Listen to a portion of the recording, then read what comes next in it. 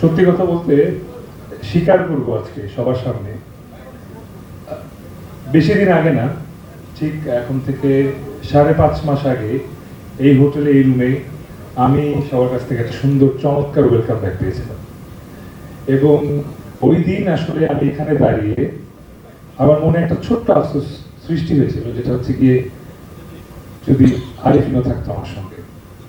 এবং সেটা আসলে ওই ছোট্ট ইচ্ছাটা বা সেই যে আমার যে আকাঙ্ক্ষা ছিল, সেটা আসলে স্লোলি আমার মনে একটা বড় বাসা বেঁধেছিল। এবং যখন শুটিং করছিলাম আস্তে আস্তে আমি ভাইকে বলছিলাম যে উনি থাকলে এই সিনগুলো এভাবে করতে পারতাম, ফুল ফ্যামিলি হলে এইভাবে করতে পারতাম।